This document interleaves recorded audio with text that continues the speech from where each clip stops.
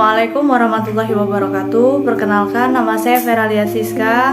Saya dari program studi hukum keluarga Islam Fakultas Syariah kelas E semester 5. Di sini saya akan menjelaskan tentang alur penyelesaian sengketa tata usaha negara. Alur penyelesaian sengketa tata usaha negara. Berikut adalah gambar bagan alur penyelesaian sengketa tata usaha negara. Sengketa tata usaha negara adalah sengketa yang timbul dalam bidang tata usaha negara antara orang atau badan hukum perdata dengan badan atau pejabat tata usaha negara, baik di pusat maupun di daerah, sebagai akibat dikeluarkannya keputusan tata usaha negara, termasuk sengketa kepegawaian berdasarkan peraturan perundang-undangan yang berlaku. Sengketa tata usaha negara ini diselesaikan di Pengadilan Tata Usaha Negara dengan mengajukan gugatan tertulis yang berisi tuntutan agar keputusan tata usaha negara yang disengketakan itu dinyatakan batal atau tidak sah, dengan atau tanpa disertai tuntutan ganti rugi dan atau direhabilitasi. Alur penyelesaian sengketa tata usaha negara. 1. Upaya administratif. Upaya administratif adalah suatu prosedur yang dapat ditempuh oleh seorang atau badan hukum perdata apabila ia tidak puas terhadap suatu keputusan tata usaha negara. Prosedur tersebut dilaksanakan di lingkungan pemerintahan sendiri dan terdiri atas dua bentuk. Yang pertama, keberatan.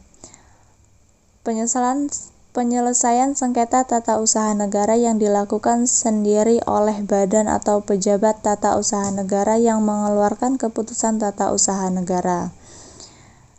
Yang kedua, banding administratif. Dari ketentuan dalam peraturan perundang-undangan yang menjadi dasar dikeluarkannya keputusan tata usaha negara yang bersangkutan dapat dilihat apakah terhadap suatu keputusan tata usaha negara itu terbuka atau tidak terbuka kemungkinan untuk ditempuh suatu upaya administratif. 2. Gugatan melalui Pengadilan Tata Usaha Negara. Pengadilan baru berwenang memeriksa, memutus dan menyelesaikan sengketa tata usaha negara jika seluruh upaya administratif sudah digunakan. Ketentuan pengajuan gugatan pada Pengadilan Tata Usaha Negara. Gugatan adalah permohonan yang berisi tuntutan terhadap badan atau pejabat tata usaha negara dan diajukan ke pengadilan untuk mendapatkan putusan, sehingga yang menjadi tergugat adalah badan atau pejabat tata usaha negara yang mengeluarkan keputusan berdasarkan wewenang yang ada padanya atau yang dilimpahkan kepadanya yang digugat oleh orang atau badan hukum perdata.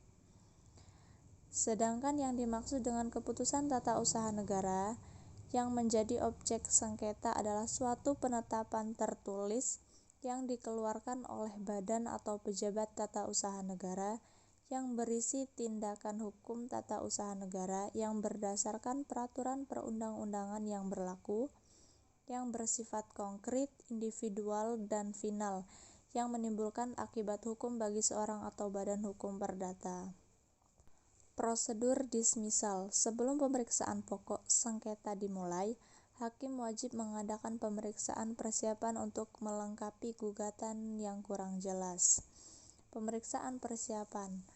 Sebelum pemeriksaan pokok sengketa dimulai, hakim wajib mengadakan pemeriksaan persiapan untuk melengkapi gugatan yang kurang jelas.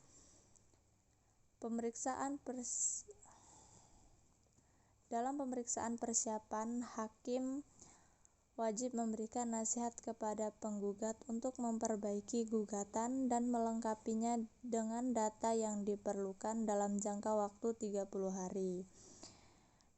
Yang kedua, dapat meminta penjelasan kepada badan atau pejabat tata usaha negara yang bersangkutan. Setelah dilakukan pemeriksaan persiapan, maka akan dilakukan pemeriksaan perkara untuk mendapatkan putusan.